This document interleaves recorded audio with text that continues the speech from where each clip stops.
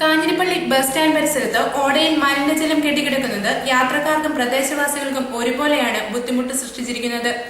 Bus stand ശുചീകരണ മിഷന്റെ ഭാഗമായി സ്ലാബുകൾ മാറ്റി ഓട വൃത്തിയാക്കാൻ എത്തിയവർ കംഫർട്ട് സ്റ്റേഷൻ മാലിന്യങ്ങളാണ് ഓടയിലൂടെ ഒഴുകിയെത്തുന്നതെന്നറിഞ്ഞ് വൃത്തിയാക്കൽ പാതി വഴിയിൽ ഉപേക്ഷിക്കുകയായിരുന്നു.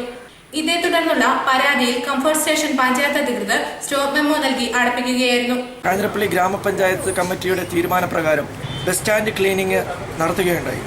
അതിൻ്റെ ഭാഗമായിട്ട് ഒരു വശം ക്ലീൻ ചെയ്യുകയും മറുവശം ക്ലീൻ ചെയ്യാൻ സ്ലാബ് പൊക്കുകയും ചെയ്തപ്പോൾ ബസ് സ്റ്റാൻഡ് കംഫർട്ട് സ്റ്റേഷനിൽ നിന്നുള്ള വേസ്റ്റുകൾ എല്ലാം ആ ഓടയിലേക്കാണ് വരുന്നതെന്ന് നമുക്ക് കാണാൻ സാധിച്ചു.